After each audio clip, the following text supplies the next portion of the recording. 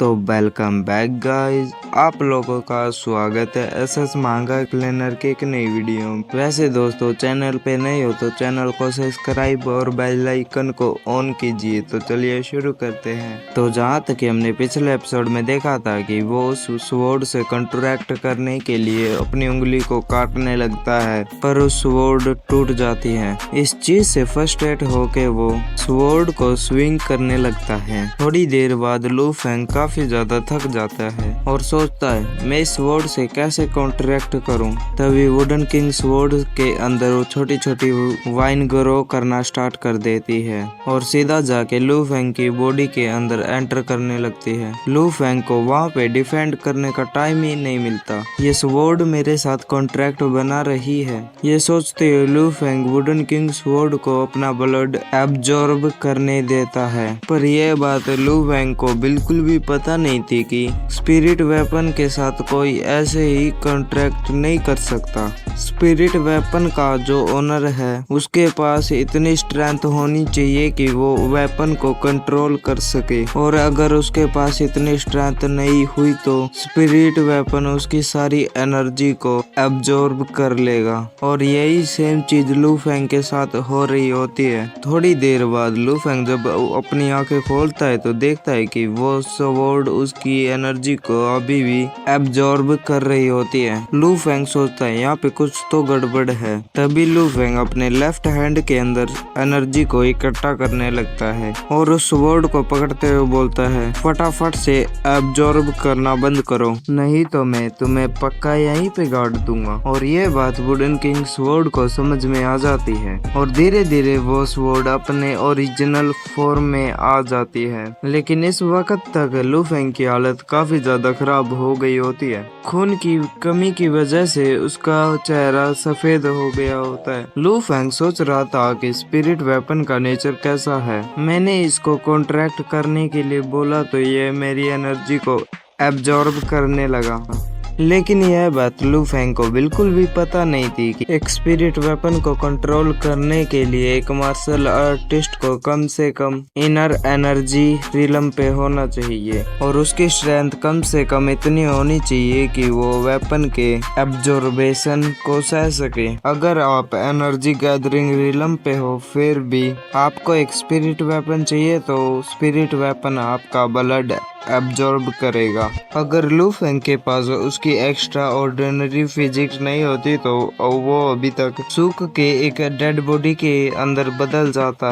और wooden king sword के साथ सक्सेसफुली कॉन्ट्रैक्ट बनाने के बाद लू फेंग अपनी स्टेटस विंडो को चेक करता है। लू फेंग को बताया था वुडन किंग स्वॉर्ड एक अपर ग्रेड का अर्थ लेवल का स्पिरिट वेपन है, क्योंकि इसको बहुत ही बेकार तरीके से रखा गया था और साथ में डीमन ने इसकी पावर को एब्जॉर्ब कर लिया, इसीलिए ये एक लोअर ग्रेड का स्पिरिट वेपन बन चुका है। लेकिन उसका नया ओनर उसका ध्यान रखे तो यह स्वॉर्ड अपने आप को बहुत जल्दी रिस्टोर करके अपर ग्रेड का स्पिरिट वेपन बन जाएगा। इस स्वॉर्ड की स्पेशल एबिलिटी है रिजर्वेशन। यह स्वॉर्ड टूटने के बाद भी वापस से रिजनरेट कर सकती है। और डिस्क्रिप्शन पढ़ने के बाद लू फेंग वुडन किंग स्वॉर्ड से काफी ज्यादा सर्टिफाइड होता है और लू फेंग बोलता है उस लोकस्ट ट्री डीमन ने मुझे धोखा नहीं दिया, उसकी कही हुई सारी बातें बिल्कुल ठीक थी और ये जो वुडन किंग स्वॉर्ड है ये काफी ज्यादा पावरफुल है। लू फेंग बोलता है सिटी जाने के बाद मैं उसे रिवॉर्ड के तौर पे लोकस्ट ट्री डीमन को डीमन कैचिंग ब्यूरो से रिलीज कर दूंगा, क्योंकि वैसे भी वो उस प्रिजन के अंदर काफी टाइम से है और प्रिजन के अंदर रहना उसके लिए बिल्कुल भी ठीक नहीं है। मेरे लिए यह बढ़िया रहेगा कि मैं उसे बाहर निकाल के अपनी वुडन किंग स्वॉर्ड को ठीक करने में यूज करूं। तभी हम देखते हैं वहाँ पे बारिश चालू हो जाती है। लू फेंग बोलता है मेरी किस्मत काफी ज्यादा खराब है और वो उस टेम्पल के अंदर एंटर कर जाता है। और जैसे ही लू फेंग उस टेम्पल के अंदर एंटर करता है वो देखता है कि उसके सामने एक माउंटेन गॉड का स्टैचू जिसका कोई सर हथियार नहीं है। लुओ फेंग बोलता है, demon catching bureau head book के अंदर जो रिकॉर्ड लिखे हुए हैं उसके हिसाब से माउंटेन गॉड को बहुत ज्यादा लोग वर्शिप करते हैं। इतने सारे लिविंग विंग के प्रेयर्स को इकट्ठा करने के बाद माउंटेन गॉड के पास ऐसी एबिलिटी होती है कि वो डिजास्टर को खत्म कर सकता है। लेकिन यहाँ पे जो माउंटेन गॉड का स्टैचू है वो टूटा हुआ है। इसका मतलब है जो भी डीमन यहाँ पे प्रेजेंट है वो बहुत ही ज्यादा पावरफुल है। लू फेंग को पता है कि यहाँ पे एक पावरफुल डीमन है, यहाँ पे काफी ज्यादा खतरा हो सकता है। लू फेंग बिल्कुल भी नहीं डरता क्योंकि उसके पास एक ऐसा सिस्टम है जो कि डीमन के अटैक करने पर उसको और ज्यादा पावरफुल बना देगा। लू फेंग यहाँ पे खुद सोचता है कि वो डीमन उसके रास्ते में आ जाए ताकि लू फेंग मार्शल आर्ट कंपटीशन से पहले अपनी एबिलिटी को और ज्यादा बढ़ा सके। तभी लू फेंग अपने पास आग जला के आराम से बैठ के ब्रेड खाने लगता है। अचानक से उसे बाहर किसी के फुटस्टेप की आवाज सुनाई देती है। लू फेंग इस बात से काफी खुश हो जाता है और सोचता है लगता है कोई डीमन यहाँ पे आ रहा है। लेकिन जब उस टेम्पल का डोर खुलता है एक बहुत ही सुंदर सी लड़की, उसके पास में बहुत सारे गार्ड थे। उसको देख के ऐसा लग रहा था कि वो कहीं की नोबल प्रिंसेस है। तभी वो नोबल लेडी आग के पास बैठ जाती है और लू फेंग को ग्रीट करती है। नोबल लेडी का ऐसा बिहेवियर देख के लू फेंग बहुत ही खुश हो जाता है। लेकिन तभी उस नोबल लेडी का बटलर लू फेंग की तरफ 2 सिल्वर टेल को फेंकता है और बोलता है कि माउंटेन गॉड टेम्पल काफी ज्यादा छोटा है, फटाफट से इस पैसे को ले लो और जाके कोई और जगह ढूंढ लो। बटलर की ऐसी बातें सुन के लू फेंग काफी ज्यादा गुस्सा हो जाता है। क्या वो बटलर उसको पैसे दे के वहाँ से निकालना चाहता है जबकि इस जगह को सबसे पहले लू फेंग ने ढूंढा था। लू फेंग बोलता है, आखिर तुम कौन होते हो मुझे यहाँ से बाहर निकालने वाले, और वैसे भी तुम जो प्राइस दे रहे हो बिल्कुल भी इनफ नहीं है। फटाफट से अपनी प्राइस को मुझे कम से कम 24 टेल चाहिए। ये बातें सुनकर उस बटलर को काफी ज्यादा गुस्सा आ जाता है और वो अपनी एनर्जी को रिलीज करने लगता है और हमें पता चलता है कि वो बटलर अपने ट्रू एनर्जी रिलम पे है। बटलर बोलता है, बच्चे इतना लालच मत करो, ये तुम्हारे लिए बिल्कुल भी अच्छा नहीं है। लेकिन जब लू फेंग देखता है कि वो बंदा अपने ट्रू एनर्जी रिलम पे है तो वो काफी ज्यादा शौक हो जाता है। लू फेंग सोच रहा होता है अगर ये बंदा अपने इनर एनर्जी रिलम पे होता तो फिर भी मैं इसके सामने एक बार चांस ले सकता था। लेकिन एक ऐसा बंदा जो कि अपने ट्रू एनर्जी रिलम पे है उसको हराना यहाँ पे इम्पॉसिबल है। मुझे लगता है मुझे यहाँ पे बिल्कुल भी घमंड नहीं करना चाहिए। लेकिन तभी हम देखते हैं वो नोबल लेडी आगे आ जाती है और बोलती है कि आखिर हम लोग इस लड़के को यहाँ से बाहर कैसे निकाल सकते हैं, इसने ये जगह हमसे पहले ढूंढी है, यहाँ पे गलती हमारी फैमिली की है, तो यंग मैन आप प्लीज गुस्सा मत होइए। तभी लू फेंग बोलता है, मुझे ये भी चलेगा लेकिन एक बार वापस से सोचो, 24 टेल बिल्कुल परफेक्ट रहेगा।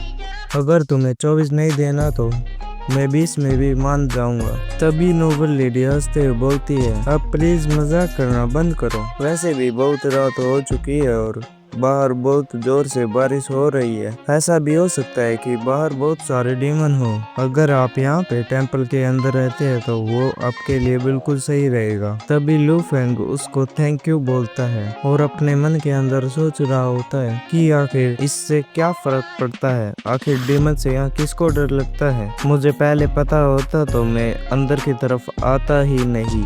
मुझे तो यही लग रहा है कि मुझे वो 2 टेल लेके निकल जाना चाहिए। और तभी हम देखते हैं वो नोबल लेडी लू फेंग को एक चिकन लेग देने लगती है। लेकिन ऐसा करने की वजह से वो गार्ड और बटलर काफी ज्यादा गुस्सा हो जाते हैं। उसके पास जो खाना था वो ऑलरेडी बहुत ज्यादा लिमिटेड था, लेकिन वही उसकी नोबल लेडी वो खाना किसी और अनजान को दे रही होती है। लू फेंग देखता है कि शायद लोग उसको इस तरह से घूर रहे हैं, वो भी काफी ज्यादा परेशान हो जाता है। लू फेंग बोलता है, नोबल लेडी आप काफी अच्छी इंसान है, मैं आपके इस फेवर को हमेशा याद रखूंगा।